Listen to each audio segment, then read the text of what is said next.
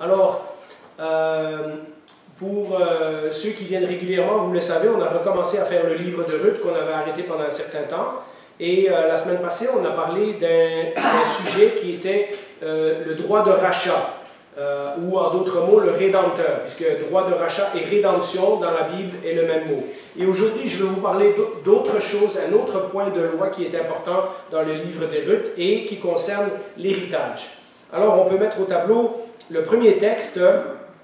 Vous savez, on a arrêté l'histoire au moment où Ruth a fait connaître à Boaz sa disponibilité pour le mariage et où Boaz a été impressionné par Ruth et où il décide qu'il va aller rencontrer les anciens de la ville pour régler cette affaire le même jour. Alors, nous continuerons cette histoire la prochaine fois, mais aujourd'hui, je pensais que c'était important pour nous préparer au message de la prochaine fois de regarder toute la question du mariage et de l'héritage et ces choses-là. Alors nous lisons au chapitre 4 au verset 1, « Boaz monta à la porte, c'est-à-dire à la porte du village, à Bethléem, et s'y arrêta. Or voici celui qui avait droit de rachat et dont Boaz avait parlé, vint à passer. » Et on va continuer le message là la prochaine fois. Mais aujourd'hui, je veux revenir un petit peu en arrière et parler de quelque chose qu'on n'a pas touché la semaine passée en parlant du droit de rachat. Nous avons parlé la dernière fois, pour ceux qui étaient là, du thème du rédempteur, c'est-à-dire celui qui a le droit de racheter quelqu'un. Et nous avons vu que c'était un thème très important dans le livre de Ruth. En fait, plus je lis le livre de Ruth, plus je me rends compte que c'est probablement le thème principal dans le livre de Ruth. Alors, quand on parle de rédempteur, celui qui a le droit de rachat, le premier qui nous venait à l'esprit est évidemment Boaz, puisque et Naomi au chapitre 2 et Ruth au chapitre 3 on dit à Boaz qu'il avait le droit de rachat. Donc on a déjà entendu cette expression-là, et le premier rédempteur dans notre histoire qui nous vient en tête, évidemment, est Boaz. Mais nous voyons avec ce texte qu'il y a un second personnage qui a le droit de rachat, qui ne s'est pas encore manifesté dans l'histoire, et on ne sait pas quel va être son rôle. Et nous avons vu la dernière fois comment dans ce petit livre de Ruth, simplement 4 chapitres, perdus entre le livre de Juges et puis le livre de Samuel qui vont raconter toute l'histoire du roi David, comment dans cette petite famille, dans ce petit village de Bethléem, comment parmi ces 3 personnages, Naomi, Ruth et Boaz, Dieu est intervenu et tout le message du livre de Ruth pointe vers un rédempteur plus grand ou plus important que Boaz ne pourrait l'être dans cette histoire. Dieu lui-même agit en faveur de Naomi, de Ruth et de Boaz, mais au travers de leur vie, Dieu est en train d'envoyer un message à tout le peuple d'Israël, qui est à l'époque des juges, je vous le rappelle, que c'est comme ça que Dieu s'occupe, ou voudrait en tout cas, s'occuper de son peuple aussi, si son peuple voulait simplement accepter l'aide que l'Éternel veut leur donner. Donc, un rédempteur, celui qui a le droit de rachat, comme on l'a vu la dernière fois, rachetait en priorité la terre, pour que la terre reste dans la famille et pour que les gens puissent semer du blé, avoir des récoltes et pouvoir se nourrir.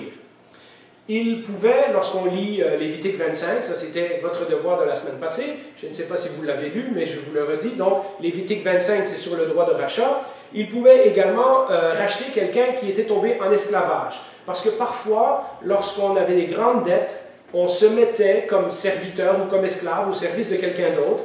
Et dans le peuple de Dieu, comme nous l'avons vu la dernière fois, on ne pouvait pas rester indéfiniment esclave. Donc, il fallait que la personne, à un moment donné, puisse être rachetée. Donc, si un membre de la famille qui était plus aisé pouvait racheter la dette de la personne, donc on pouvait aussi racheter quelqu'un de l'esclavage. Nous avons vu d'ailleurs que c'est ce que Dieu a fait avec le peuple d'Israël lorsqu'il l'a sorti d'Égypte. Et puis, il y avait un autre genre de rédemption dont on parle un peu dans l'Ancien Testament, mais qui n'est pas important pour notre sujet. C'était la rédemption du sang. Lorsque quelqu'un commettait un meurtre, un membre de la famille avait le droit, en fait même le devoir, de venger ce meurtre en tuant l'autre personne. Mais Dieu avait établi dans le pays des villes sanctuaires où, lorsque le meurtrier se sauvait là, eh bien, on ne pouvait plus le toucher. Donc, vous voyez que même dans cette question de meurtre, où est-ce que Dieu exige un châtiment, il y avait tout cet aspect de grâce, où est-ce que lorsque quelqu'un se réfugie dans une ville refuge, ben, on n'avait pas le droit de le mettre à mort. À ce moment-là, le Seigneur s'occupait de faire vengeance en son temps. Mais il y avait une dernière forme de rachat, dont je n'ai pas parlé la semaine passée, et qui était la loi du lévirat. Alors, c'est ce qu'on va voir maintenant.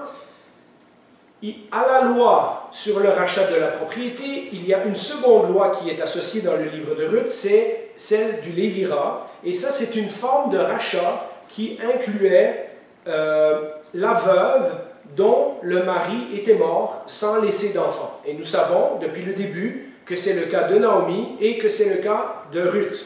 Mais Ruth encore plus, puisque Naomi, elle a une belle-fille qui est Ruth, mais Ruth, après elle, elle n'a personne.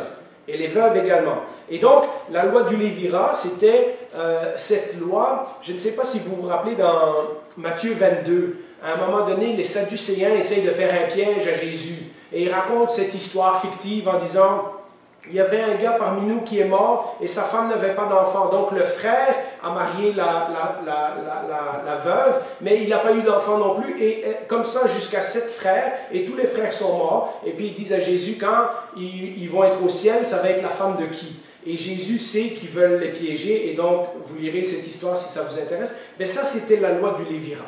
Dans le peuple d'Israël, lorsque le mâle, l'homme le plus important de la famille décédait et qu'il n'avait pas eu d'héritier mâle, quelqu'un proche de la famille, on commençait par les frères, mais ça pouvait être les cousins, ça pouvait être les oncles, etc., se mariait avec cette personne pour lui faire un bébé mâle qui hériterait un jour du nom de famille et de l'héritage de la famille. Donc, la veuve, dans ce cas-ci, on va voir que c'est le cas de Ruth, devait se marier avec quelqu'un qui avait le droit de rachat, avec un des rédempteurs dans la famille, et perpétuer le nom de sa famille. Mais voilà le truc, c'est que de nouveau, comme on a vu la dernière fois sur les lois sur les terres, que la terre n'appartenait pas indéfiniment à celui qui avait payé la dette, mais qu'on devait la récupérer à un certain moment, eh bien, celui qui mariait une veuve et qui lui faisait un enfant mâle, eh bien, c'est l'enfant mâle, lorsqu'il était adulte, qui héritait de la propriété de celui qui était décédé. Dans ce cas-ci, le fils que Ruth va avoir avec Boaz, je vous trahis un petit peu la fin de l'histoire, mais c'est ça qui va se passer, eh bien, le fils que Boaz va faire à Ruth va hériter de l'héritage de Machlon. Machlon qui était le père de Elimelech. Donc, si vous suivez un peu l'histoire, il ne va pas hériter l'héritage de Boaz, il va hériter l'héritage du côté de la famille de Naomi. Et donc, le but, vous comprenez, c'était un petit peu comme à propos de la terre, c'est que la terre reste dans la famille, mais que le nom aussi ne disparaisse pas. On lit dans Deutéronome 25, au verset 6, là je n'ai pas mis le début du texte, mais vous comprenez, ça c'est la suite des versets précédents. Le premier-né qu'elle mettra au monde succédera au frère mort et portera son nom, afin que ce nom ne soit pas effacé d'Israël. Ça peut sembler bizarre à nos mentalités modernes, parce qu'aujourd'hui on se marie par amour, on se marie pour les sentiments, on se marie pour d'autres raisons. Le mariage a pris une autre signification dans notre société. Mais dans la Bible, ce genre de mariage, le lévirat, indique non seulement que Dieu était intéressé à préserver l'intégrité de son pays, puisqu'on ne pouvait pas racheter des terres des autres et se bâtir des grands empires, il fallait que chaque famille soit propriétaire de son terrain, et lorsqu'elle était dans les dettes, ça c'est le message de la semaine passée, elle avait des mécanismes pour pouvoir racheter son terrain. Et bien de la même façon, lorsqu'un nom de famille disparaissait du peuple d'Israël, c'était considéré comme une malédiction de Dieu. Et donc c'était très important que la veuve puisse avoir un garçon mâle pour perpétuer la branche de la famille. Et donc Dieu nous indique qu'il n'est pas simplement intéressé à préserver l'intégrité du pays d'Israël, mais également l'intégrité du peuple d'Israël, l'intégrité de chaque famille, pour que des noms de famille ne soient pas effacés pour toujours. lorsqu'un nom était effacé en Israël, c'était considéré comme un grand malheur, un signe du jugement de Dieu. C'est littéralement, si on prenait par exemple une image que Moïse ou d'autres ont dit, si tu ne pardonnes pas au peuple, alors efface-moi de ton livre de vie. On sait que ce n'est pas possible. Mais vous voyez, c'est cette idée-là. Être effacé du peuple d'Israël, c'était comme l'équivalent d'être effacé du livre de vie. On disparaît de l'histoire. On disparaît de la mémoire de Dieu. On disparaît de la mémoire de ceux qui nous entourent. C'était, la plupart du temps, un jugement. C'est pour ça, par exemple, que dans l'histoire de... Vous vous rappelez, au début du livre de Samuel, il y a un prêtre qui s'appelle Élie, et qui a 2 fils qui font des choses vraiment mauvaises aux yeux de Dieu. Et Dieu dit qu'il va punir la descendance de Élie à cause de ses 2 fils. Et donc, Élie meurt et les 2 fils meurent. Et donc, en tout cas, l'histoire est un peu compliquée, mais c'était vraiment un signe du jugement de Dieu lorsque les garçons mâles mouraient et ne laissaient pas d'héritier. C'est également ce que le roi Saül dit dans 1 Samuel 24, au verset 22, lorsqu'il a essayé de tuer David dans la caverne, et que David lui dit, tu vois, j'ai coupé un morceau de ta robe, j'aurais pu te tuer pendant que tu dormais, mais je ne l'ai pas fait parce que je ne mettrai pas la main sur celui que l'Éternel a choisi. L'Éternel va s'arranger avec toi. Et Saül a un accès de conscience à ce moment-là et comprend que David va être véritablement roi en Israël un jour. Il ne peut pas résister à la volonté de Dieu. Un jour, sa famille ne sera plus sur le trône. Et regardez ce qu'il dit à David. « Jure-moi donc par l'Éternel que tu ne détruiras pas ma postérité après moi et que tu ne retrancheras pas mon nom de la maison de mon père. » Saül était très inquiet que même si lui n'est plus sur le trône et Jonathan n'est plus sur le trône, que David se venge, tue toute la famille et que cette famille disparaisse de l'histoire d'Israël.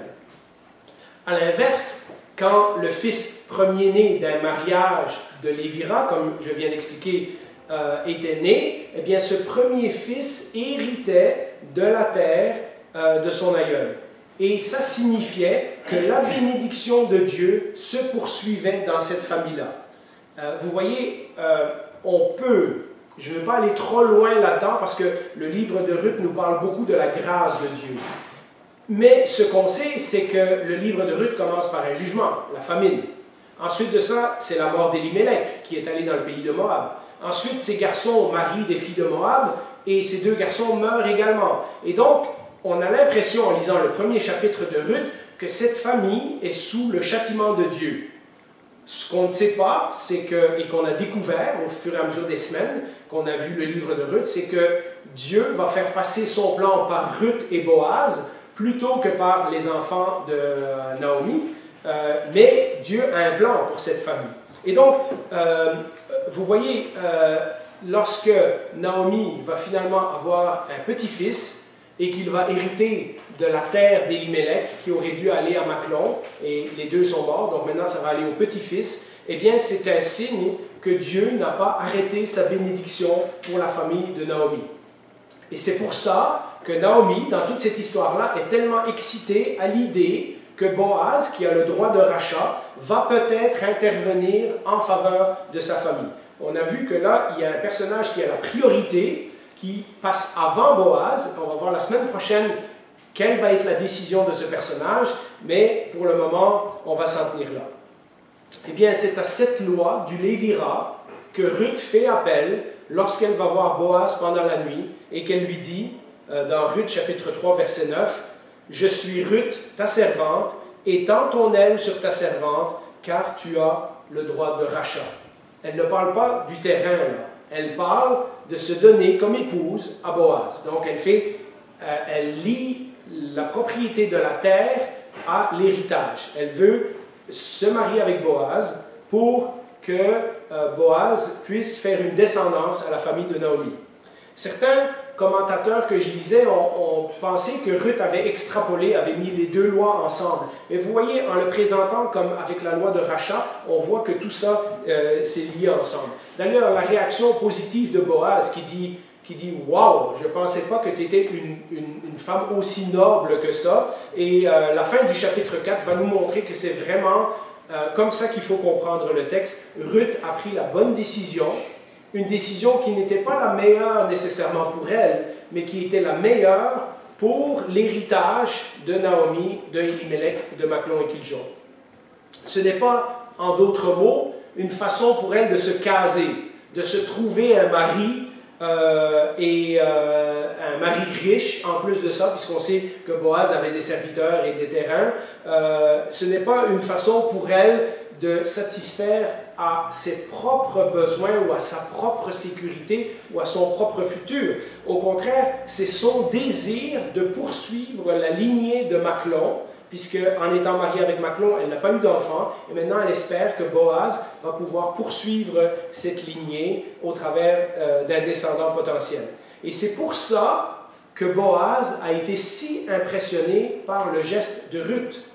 À toute fin pratique, si Ruth ne se remarie pas, et on a lu au chapitre 2 Naomi qui dit « Je suis vieille, même si je trouvais un mari maintenant, etc. etc., etc. » Donc on imagine que Naomi a peut-être passé l'âge d'avoir les enfants.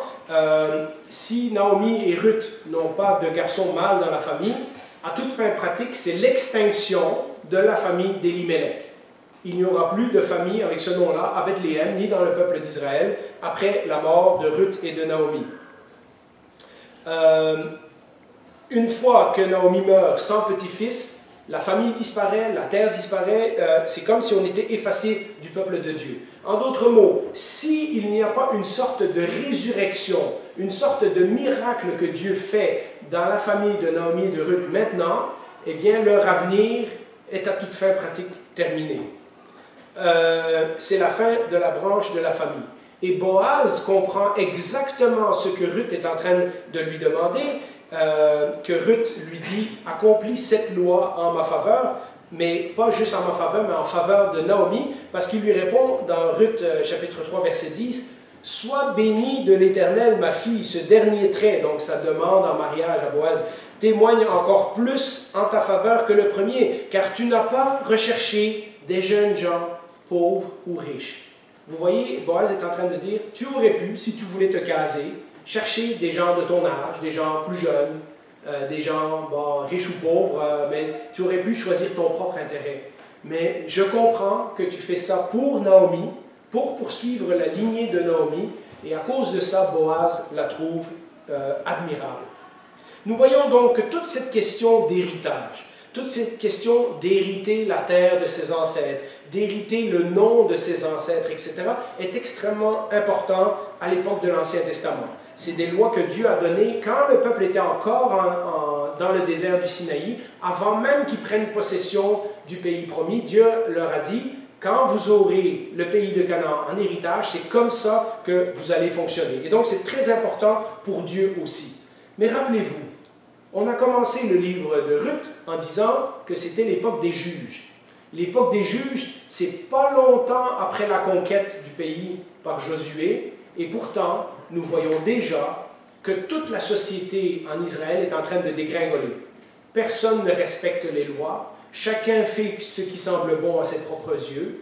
Il n'y a pas de temple, il n'y a pas de prêtre, il n'y a pas de roi. Tout le monde a failli à la tâche. On le voit dans tout le livre des juges. Et donc, dans cette époque des juges, où se passe l'histoire de Ruth, c'est très important que Dieu montre au travers de la famille de Naomi et de Ruth et de Boaz que sa loi est encore importante et que si des gens vont se soumettre et obéir à la loi de Dieu, ils vont en retirer des bénédictions.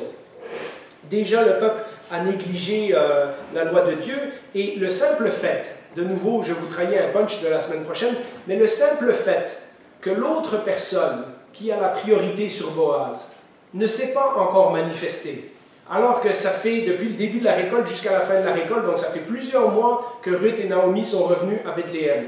Le fait que l'autre personnage ne s'est pas encore manifesté en faveur de Ruth et de Naomi nous donne déjà un indice de son attitude. Il y a quelque chose de pas banal dans le fait que le gars n'a pas encore rempli son devoir envers la famille de Naomi.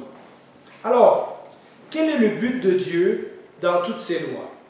Eh bien, on pourrait croire que c'est juste pour une prospérité physique, dire, bon, si vous obéissez au commandement de Dieu, comme on voit dans certains psaumes, parfois c'est comme ça que c'est exprimé, eh bien, vous aurez des troupeaux, vous aurez des enfants, vous aurez de la richesse, vous serez en paix, etc. Mais c'est plus que ça.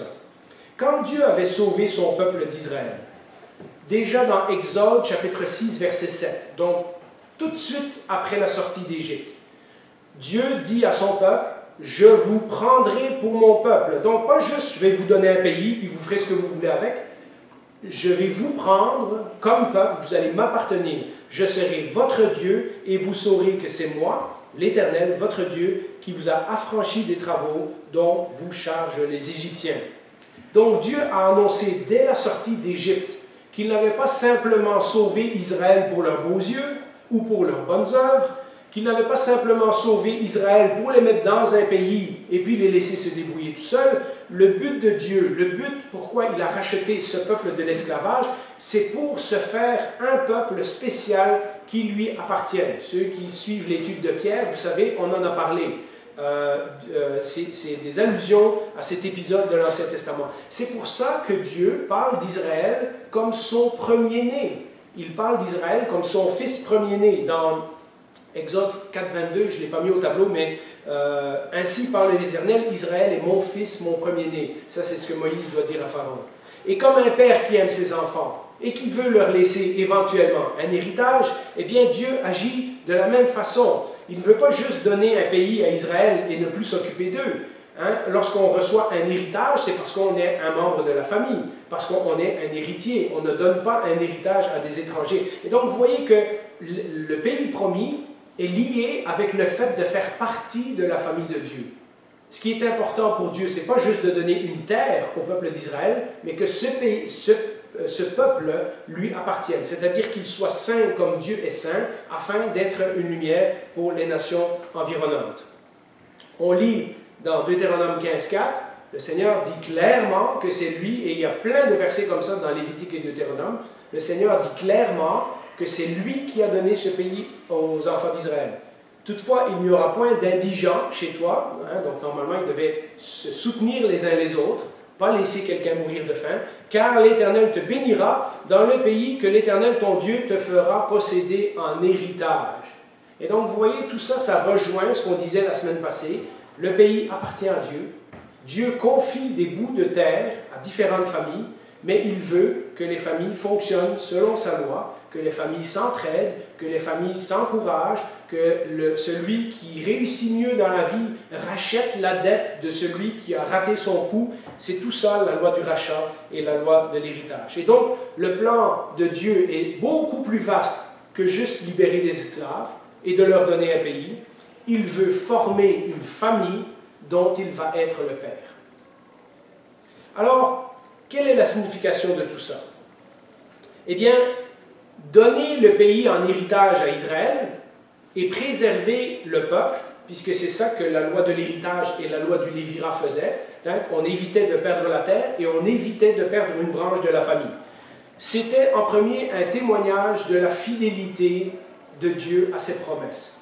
Des promesses qu'il a dites à Abraham 400 ans auparavant, même à l'époque de Ruth, probablement 600 ans auparavant. Et donc, on peut voir que Dieu, au travers de toutes ces années, a été fidèle à ses promesses qu'il avait dites à Abraham. Un jour, tes enfants, tes descendants seront captifs en Égypte, mais ils vont revenir dans le pays et ils vont posséder la terre que je leur donnerai. On sait aussi que les 12 tribus ont survécu, puisque les 12 tribus arrivent en Israël à ce moment-là. On sait que malgré toutes les péripéties, l'histoire de Joseph, etc., la famille d'Abraham grandit et devient un jour le peuple d'Israël qui va prendre possession du pays de Canaan. Tout s'est déroulé comme Dieu l'avait prévu, même si ça a pris un peu de temps.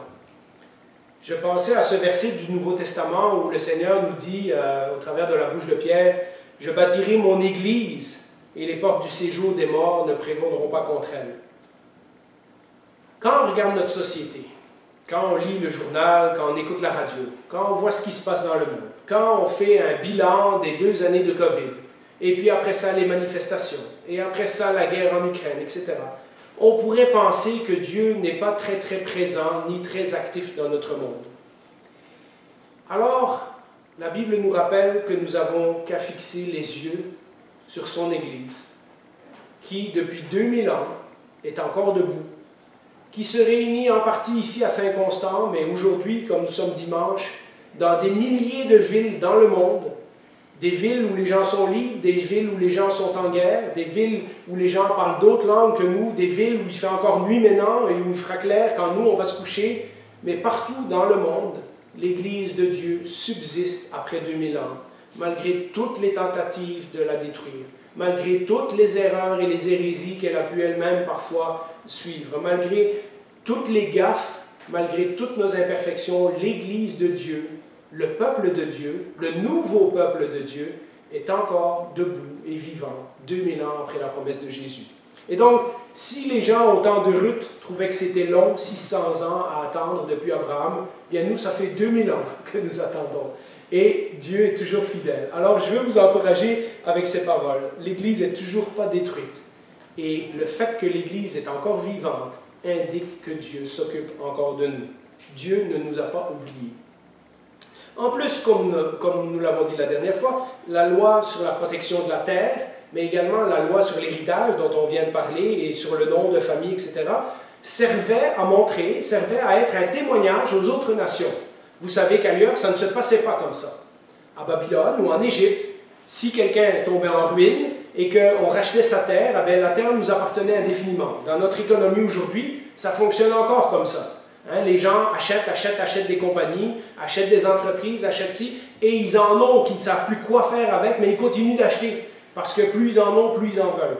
Dans le peuple de Dieu, ce n'était pas supposé fonctionner comme ça. La terre devait rester à la famille, les dettes devaient être pardonnées, les gens devaient prendre soin les uns des autres, parce que c'était le peuple de Dieu, et il fallait que lorsque les autres nations les regardent, les autres nations remarquent la différence et dire quel genre de Dieu ce peuple d'Israël a pour pouvoir faire des lois qui bénéficient à toute la société de cette façon.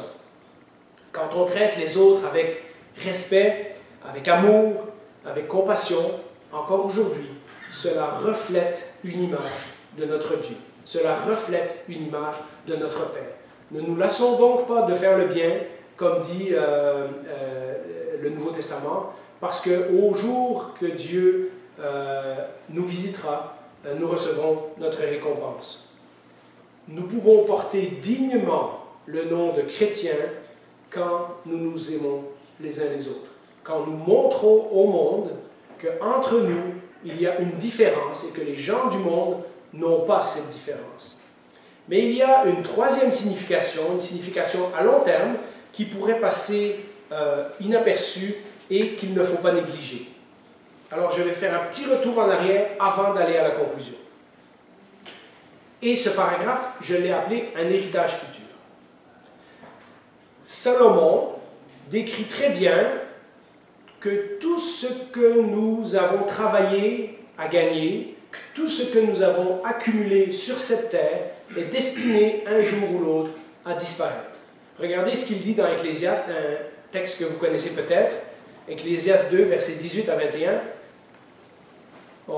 Salomon dit qu'il s'est donné beaucoup de misère à accomplir des choses, à bâtir des choses, etc. Et sa conclusion, c'est « J'ai détesté tout le travail que j'ai accompli sous le soleil et dont je dois laisser la jouissance à l'homme qui me succédera.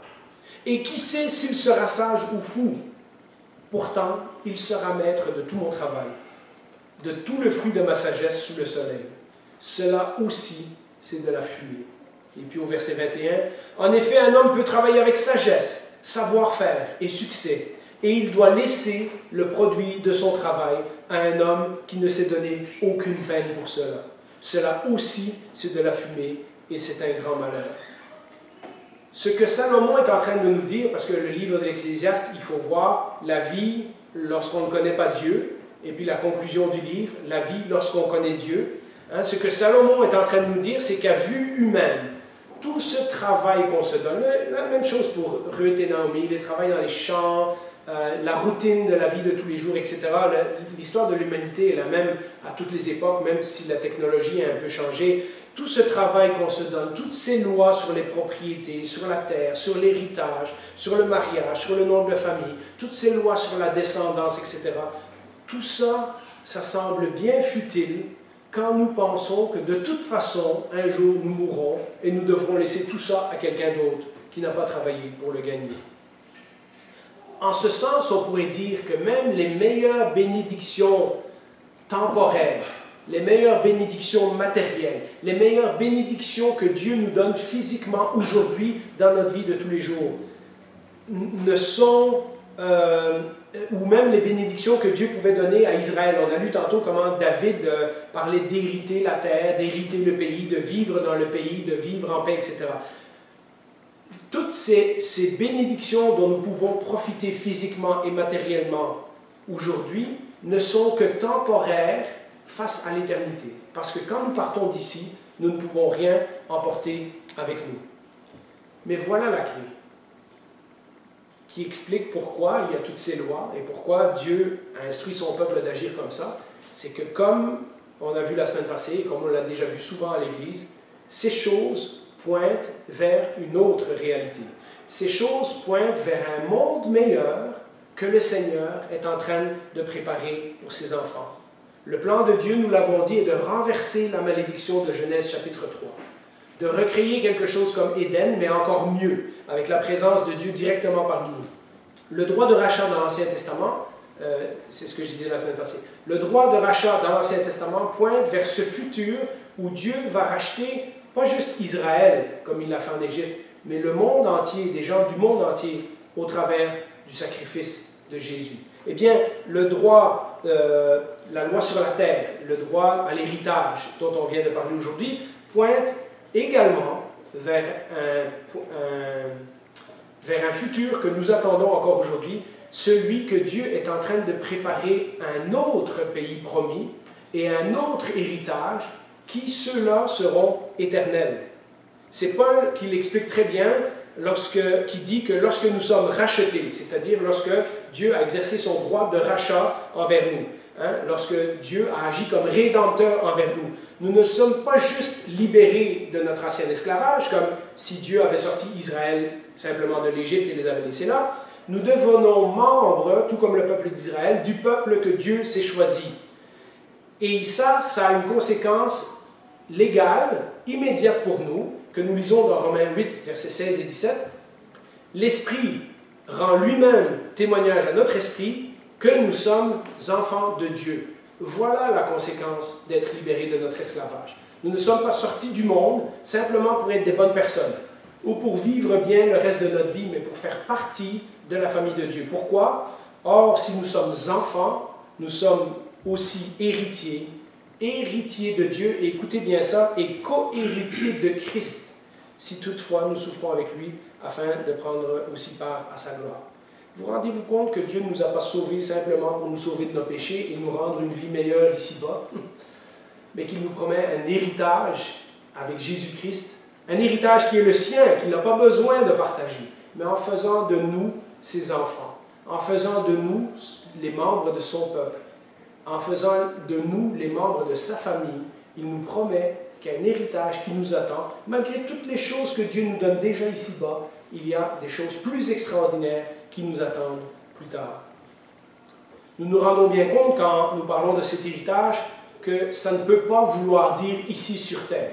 C'est une des raisons pourquoi je trouve que l'évangile de prospérité va à contre-courant de ce que la Bible enseigne. Lorsque Jésus dit dans Matthieu 5,5 « Heureux ceux qui sont doux, car ils hériteront la terre ». On sait très bien, en regardant la terre autour de nous, l'état lamentable et misérable de notre société qui ne s'améliore pas depuis des milliers d'années, puisqu'il y a des guerres, il y a des gens qui ont des pays et qui veulent le pays de l'autre, il y a des gens qui ont des fortunes et qui veulent la fortune de l'autre, il y a des gens qui ont des femmes et qui veulent la femme de l'autre, il y a des gens qui sont jamais contents. On voit dans la société que chacun ambitionne sur les autres. Eh bien, quand Jésus dit « Heureux les doux, car ils hériteront la terre », on ne peut pas croire que c'est la terre dans l'état qu'on l'a aujourd'hui. On ne peut pas croire que c'est ce monde-ci que Dieu avait l'intention de nous faire hériter. Parce que, de toute évidence, ce monde n'est pas en très bon état. Alors, il doit y avoir autre chose. Eh bien, comme le pays promis de Canaan pointait vers autre chose, eh bien, nous savons que cet héritage dont Paul et Jésus parlent est autre chose également. c'est un héritage qui n'est pas encore pleinement réalisé. Non seulement, donc, nous sommes pardonnés, nous sommes rachetés et pardonnés de nos péchés, comme Israël qui a été libéré de l'Égypte. Non seulement nous entrons en relation et nous devenons membres de la famille de Dieu, comme Israël. Non seulement nous appelons désormais Dieu notre Père, puisque Jésus lui-même a dit, quand vous priez, priez notre Père. Ce qui veut dire que quand on prie, on se met tous ensemble dans cette prière-là. C'est notre Père à tous, nous faisons partie de la même famille. Comme l'alliance que Dieu avait fait avec Israël dans l'Ancien Testament, en plus, le Nouveau Testament nous dit que Dieu a préparé des nouveaux cieux et une nouvelle terre, dont nous serons les héritiers avec Jésus pour l'éternité. De nouveau, pour ceux qui font l'étude de 1 Pierre, vous le savez, 1 Pierre, chapitre 1, versets 3 à 5, « Béni soit Dieu, le Père de notre Seigneur Jésus-Christ. Conformément à sa grande bonté, il nous a fait naître de nouveau à travers la résurrection de Jésus-Christ pour une espérance vivante, pour un héritage qui ne peut ni se détruire, ni se souiller, ni perdre son éclat. Il, c'est-à-dire cet héritage, vous est réservé dans le ciel, à vous qui êtes gardés par la puissance de Dieu au moyen de la foi, pour le salut prêt à être révélé dans les derniers temps. » Voilà à quoi pointait la loi sur l'héritage.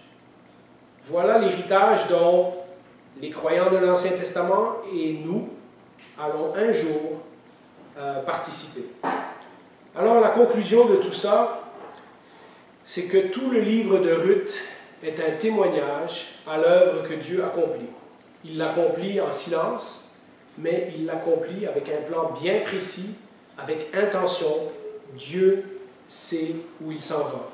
Ce livre de Ruth nous montre depuis le début que petit à petit, malgré la situation qui apparaît catastrophique pour Naomi, petit à petit, Dieu va rétablir et restaurer cette famille. Mais du même coup, ça indique que Dieu, au travers de cette histoire, en fait, il envoie une parabole à son peuple d'Israël. Si je suis capable de restaurer la famille de Naomi, imaginez comment je peux restaurer le peuple d'Israël, puisqu'on est à l'époque des juges. Mais plus loin encore que l'époque des juges, ça pointe à nous aussi. Dieu n'est pas intéressé simplement à sauver la famille de Naomi. Dieu n'est pas simplement intéressé à sauver son peuple. Dieu est intéressé à se faire un peuple qui inclut des gens de toute race, de toute tribu, de toute langue et de toute nation. Et donc, Dieu est intéressé à tout cela. Et ça commence en tout petit avec l'histoire de Ruth, et nous voyons comment l'histoire de Ruth est une parabole de ce que Dieu fait dans le monde présentement. La vie est difficile. La vie est chaotique. La vie est brisée. Même si certains d'entre nous ont des caractères positifs et que nous sommes capables de voir les bonnes choses que Dieu nous donne, le monde dans lequel nous vivons est dans un état lamentable. Les gens autour de nous souffrent. Souvent, nous n'avons même pas les moyens de les aider. Nous sommes à court de ressources. Mais Dieu, nous dit la Bible, travaille sans relâche et d'une multitude de façons. Parfois en silence, parfois nous voyons des grands miracles, mais Dieu travaille pour accomplir ses promesses. Lorsque nous pensions que Dieu était absent de notre vie, finalement, au travers du livre de Ruth, nous nous rappelons que peu à peu, Dieu se révèle. Que Dieu, tout ce temps-là, était réellement digne de confiance, mais Naomi ne s'en était pas encore rendu compte. Nous allons voir comment l'histoire va finir. Nous ne sommes pas encore à la fin du livre de Ruth, mais nous commençons à voir que l'histoire qui a mal commencé va peut-être bien se terminer, ou du moins mieux se terminer, de la famine à la satisfaction, du jugement, premier chapitre, à la grâce, de la pauvreté à un héritage, de la perte de tout à une nouvelle famille. Naomi, qui avait tendance à faire des plans bien vite, à la place de Dieu, finit, et ça ce sont les dernières paroles que nous trouvons dans la bouche de Naomi, dans le livre de Ruth, finit avec ces paroles, Ruth chapitre 3 verset 18. Naomi dit, « Sois tranquille ma fille, jusqu'à ce que tu saches comment finira la chose, car cet homme ne se donnera point de repos qu'il n'ait terminé cette affaire aujourd'hui. » Des paroles et une prière que nous pouvons faire nôtre aujourd'hui, lorsque nous nous demandons pourquoi ça prend tellement de temps que Dieu intervienne et que Dieu arrange tout ce qui va mal dans le monde. Soyons tranquilles. Attendons, car le Seigneur ne se donnera pas de repos qu'il n'ait réglé cette affaire. Amen. Prions. Bien Seigneur, merci de nous réconforter par ta parole, de savoir que ce message qui était pour Ruth et qui en même temps était une interpellation au peuple d'Israël, nous interpelle encore aujourd'hui. Nous rappelle que notre nom, notre héritage, notre descendance, même si parfois tu nous accordes des belles choses sur cette terre, ce n'est rien en comparaison de ce que tu as préparé pour nous pour l'éternité. Que ces paroles puissent être un profond encouragement, mais également une bouée dans ce monde perturbé dans lequel nous vivons, pour que nous puissions continuer à marcher fidèlement sur le chemin que tu nous as tracé, sachant que tu nous attends, que tu nous accompagnes le long du chemin et qu'il y a beaucoup d'autres choses qui nous attendent dont nous n'avons aucune idée de la grandeur et de la perfection. Seigneur, comment dire avec nos faibles mots toute la reconnaissance que nous avons de savoir que non seulement tu nous as sauvés d'une vie qui ne menait à rien, mais que notre nouvelle vie, qui a déjà en partie commencé maintenant, notre nouvelle vie sera d'être avec toi et de partager un héritage avec toi pour l'éternité. Merci Seigneur d'avoir fait de nous des membres de ta famille, des enfants bien-aimés, de nous avoir partagé ce qui était le tien, mais que tu as bien voulu partager avec nous. Au nom de Jésus, nous te rendons toute la gloire, toute la reconnaissance et tout l'honneur. Amen.